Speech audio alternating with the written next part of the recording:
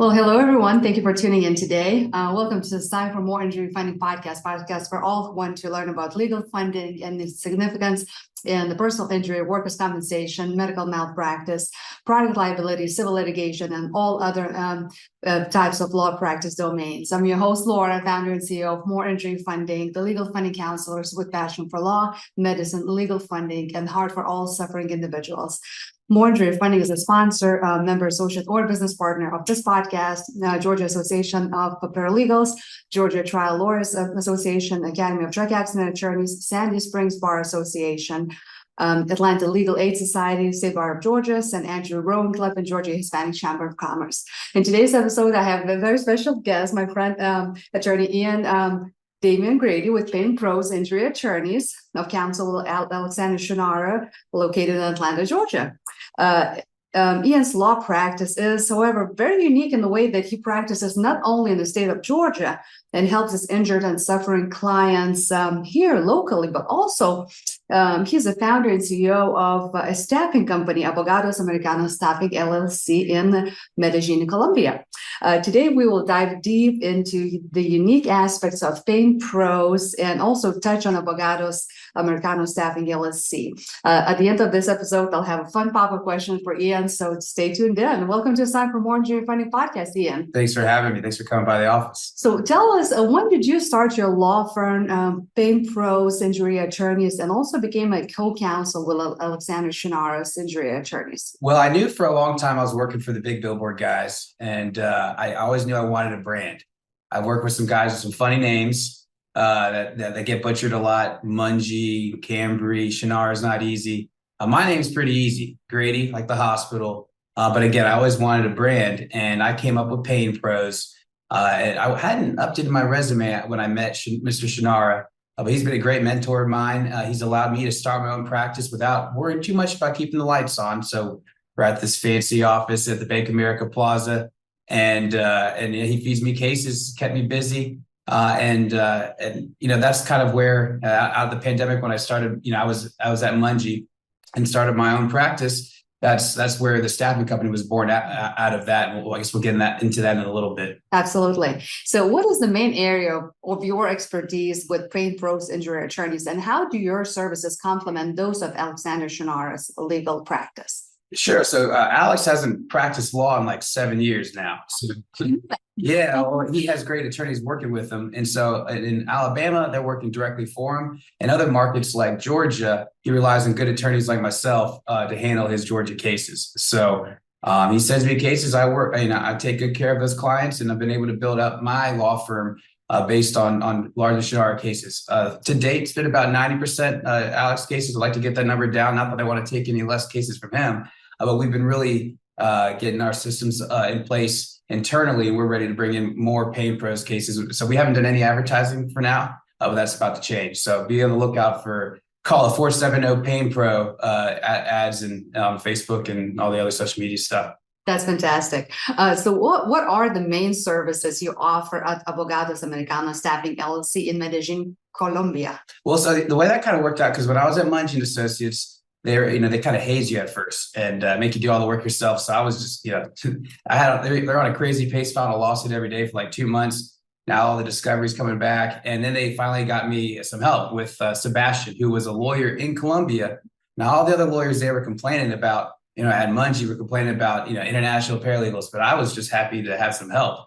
And he's been my right-hand man ever since, Sebastian.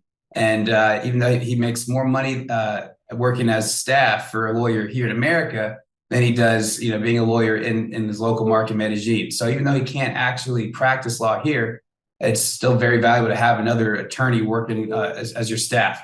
And so when I left to start my own practice after I met Alex, I hadn't updated my resume. I wasn't planning on leaving Mungie, but it was too good of an opportunity to do what I'd always been planning to do, which is start my own thing.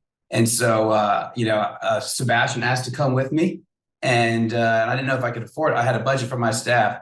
It turns out it was very affordable. So my first hire was a guy in Atlanta to do the mail, but my second was Sebastian, and my third, fourth, fifth, and sixth were all people out of Medellin, Colombia that I met through Sebastian. And so we kind of cut out the middleman from the staffing company that Mungie had been using, and they took 70% of the money. My business is based on a 50-50 partnership. So pretty soon, another lawyer was like, "Hey, where can I meet a hardworking Colombian?" And I knew just the guy personally because I go every quarter. I'm a big believer in the remote hybrid, because we did a little over $1 million in attorney's fees in our first full year, and I attribute a lot of that success to my cost-effective Colombian team. I'm able to keep the client to case manager ratio very low. We're paying substantially above market in Colombia, but obviously saving money here. Our starting rate is $2,250 a month, which comes out to $12.98 an hour. So it's hard to get someone for that cheap. It's certainly hard to keep someone at that rate. But we allow you to do that through the staffing company. But yeah, so that was my secret sauce. And when another attorney asked about, where can I find a Colombian, that's how the staffing company was born. And they very much complement each other. The way we have it set up now, a little bit of a farm system. But because initially I had someone quit his job, and then the start date came, but the lawyer was like, "Hey, can I push it back?" I'm like, "Man, I just had this guy quit." But I'm like, "Wait a second, I have tons of work to do at PainPros," and so I'm ever since then, we have kind of, like I said, this farm system where the trainers for the staffing company are the case managers for my law firm, and so I tell all the Colombian candidates before they start, like, "Listen, you're not going to be around long enough to see a case start to finish. These cases have a tail to them, and I will pair you with one of my law firm clients before long. But because of the volume that I have at PainPros, your trainers, my case managers, you'll see how to do a personal injury case, at least pre-suit, steps A through Z, just with a bunch of different cases. So they get a quick crash course. It's a really good vetting process, and then my guys love it because they're just hitting the numbers better than ever before because they got bodies. So, you start at the top, you start at the bottom. Records requests, reduction requests, all the different things that we do that fall can be being proactive, can really move cases forward. We're able to do that at an affordable rate with the staffing company. And so, yeah, it's been a huge boom to my law firm. And now we have over 50 people in Medellin, and now we've expanded to Bogotá. But it's really important for us to have, we'll get into this later, I'm sure, but keep it, most VA firms, they find them for wherever they can, they get them for where they can find them. So whether it's, Colombia, anywhere. Now, I wouldn't even, first of all, Latin America, I think is really important because you want time zone congruence. So Filipinos are great, but unless they're doing back office work, there's studies out on life expectancy, on productivity, and it's just in quality of life, and it goes down when you're working at night. So, I think it's immoral and also just bad for business. So we really utilize Latin America, and again, specifically Colombia, because what sets Abogados Americanos Staffing apart from my competitors is when you get that second person, which we found typically for smaller firms about 6 months, because you've already built this rapport with your current employee, and then they kind of become like de facto managers of the growing team. But you help you build like the Medellin branch of your law firm, right? So at a place you can go visit where the dollar goes extremely far. So and we do often take our clients down there because I go every quarter and get a big Airbnb. We're in the process of buying a building right now, but a big Airbnb that we set up to a co-working space as well. So every day you work with your team for like a week and, enjoy the beautiful scenery and cheap, great food and all that fun stuff. So that's amazing. And how long ago did you start this company? It's not even 2 years old. Oh, wow. Yeah. It feels like 10, 15 years ago. Right. And the law firm is not even 3 years old, but, we're moving and grooving. So. Love it. I love it. What are the main services you offer at Abogados Americanos Staffing LLC in Medellin? And you mentioned recently in Bogotá. Yeah. So we're starting, it's the two major population hubs in Colombia. Bogotá is about 3 times the size of Medellin. But yeah, I mean, they're pre-trained on personal injury. So they know how to do all the pre-suit stuff. And they can do anything that your in-office people can do except for physically send and receive mail. And so I find they some people start them out more narrowly, like just answering the phone or just doing record requests, just doing claims, something like that, and then expand. Some people have them hit the ground running as a full-blown case manager, and they can do anything in between. And so yes, but like I said, it's been great for me, and I've had some seen that success repeated with my clients. I think, there's something about Colombians, they're hardworking, but also, again, you're just paying more than above market. You're getting, and just due to the differences in our economies, it works out real great. So that's amazing. How does your staffing company contribute to the local job market in Medellin and Bogotá, Colombia?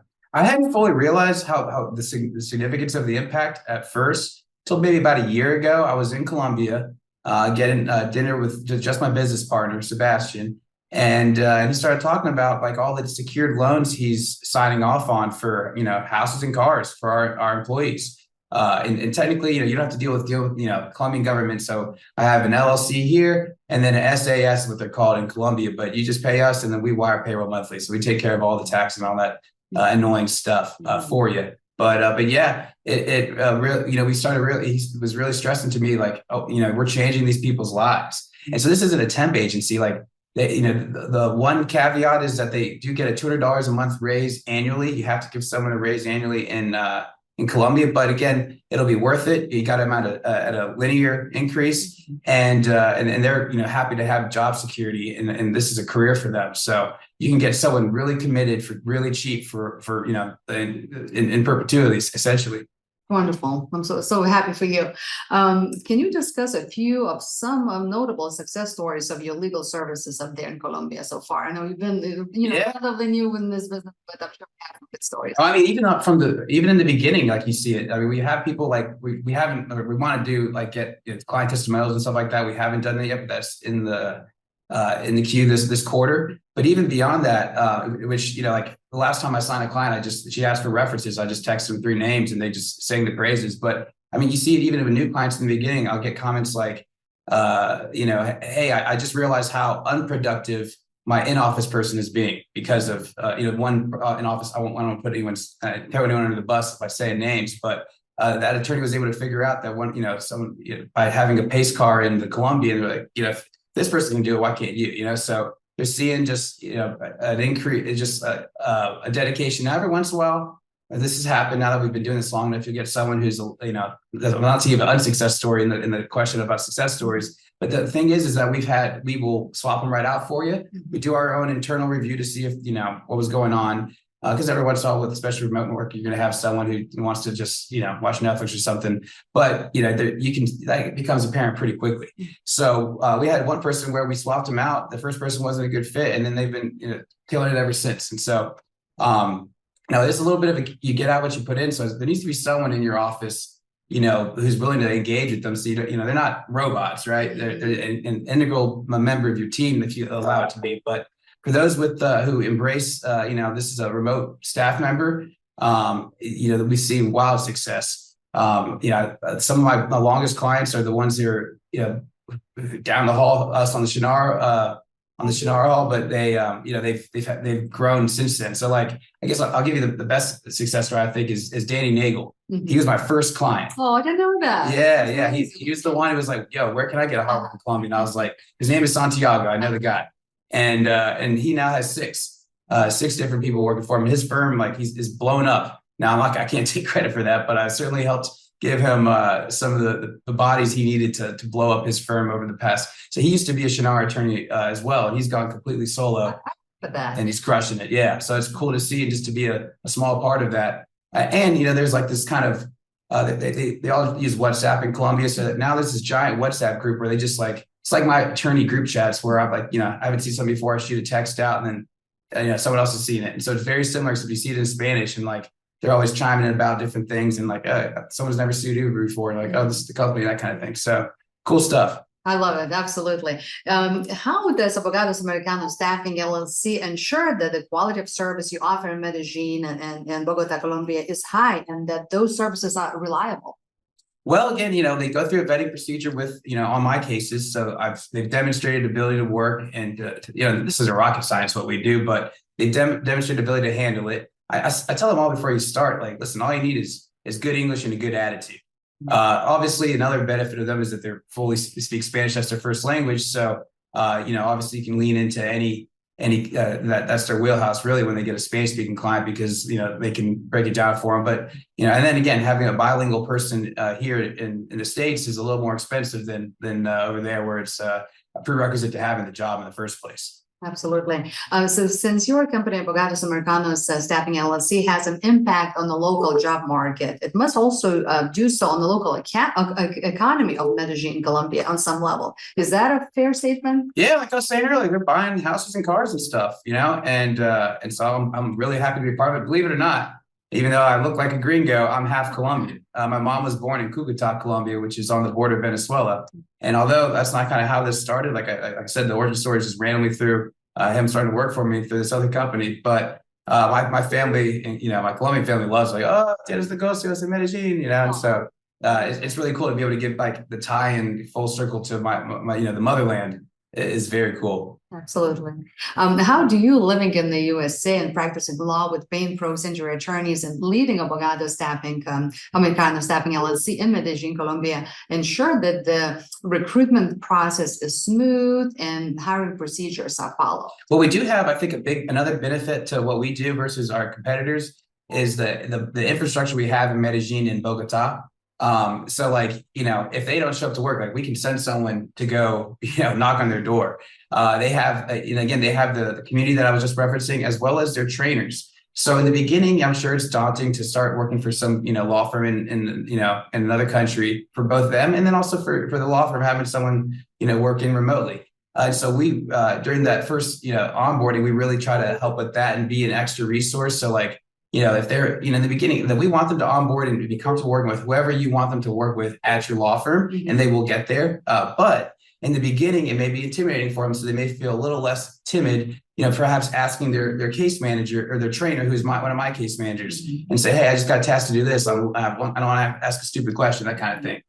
We encourage them to ask, I don't think there's any such thing as a stupid question, but I just found that having that familiarity and that really helps with the transition so they can really hit the ground running. Because all you really need to get them started, a firm email. They'll need a VoIP number, voice over internet protocol. So like we use 3CX here, Ring Central's a big common one. I think the cheapest is Skype. There's tons of options. You need an American phone number, and then they just need access to your case management software, whether that's their own license, a shared username. It depends on how you got your setup. But that's basically the three things they need, and then they're ready to, like I said, hit the ground running. Calling your clients, calling the adjusters, calling on record requests, all the follow up. They're well vetted and experienced doing all that. And how does your Colombian staffing company support the professional development and growth of your employees in Medellin and Bogotá? Do you lead any unique educational or team building initiatives? Yeah, we do. I'm there every quarter, and so I always do a couple events. When I'm there, they're kind of, when I first started coming to Colombia for work. They were foreign to the concept of like on Thursdays throwing a big networking event like we do here in Atlanta. And so they're like, wait, he just wants us to come over here and eat and drink and talk. I'm like, yep. Good luck. Yeah. So, and then, you sit there, you take your whole team out and it's hundreds of thousands of pesos and you're like, oh, and then your app buzzes like $100. You're like, okay. And they're like, gracias, jefe. And you're like, yeah, no problem. To jump on that plane. So it's very cheap there. It's really not, you can afford to be extremely generous there. And that's the other thing is like, not being greedy and paying it forward. Again, our business is based on that 50% partnership. So whereas when you're taking 70% of the money, that's why it was kind of the company that that Sebastian, he worked for Solvo Global, one of my competitors. And like I said, they take 70% of the money. So, when you're having a much more, equitable split, you see that kind of in terms of the way that they work for us down the line. It's just everything's, I think at a better level. So even when I come in town, we do a big get together, we do dinners, and then when I'm gone, Sebastian will do something monthly. So and then and then when we have the new trainees, they're getting together with their individual trainer more like weekly. But yeah, we have an infrastructure in Medellin because again, I'm a big believer in the remote hybrid model, and so I think you need to buttress all this remote work with, some sort of, they need to feel like they're part of a company. And we also encourage our individual clients to help them feel that way. And again, but we can't, influence like how often you guys are video chatting, things like that. But even if you're unable to come yourself, every time I go down there, I'm like, hey, do you got swag you want me to bring down there? And just get it to my office before I leave. And I'll bring, all that stuff down to Colombia so they can wear, it's very expensive to mail things to Colombia. But I'll take it with me in an extra suitcase. So I'm happy to, I've gotten, them wearing all the swag for the different law firms they work for. And we obviously have a bunch of the AAS stuff too, at my company. But that's the name of the staffing company, AA Staffing for short.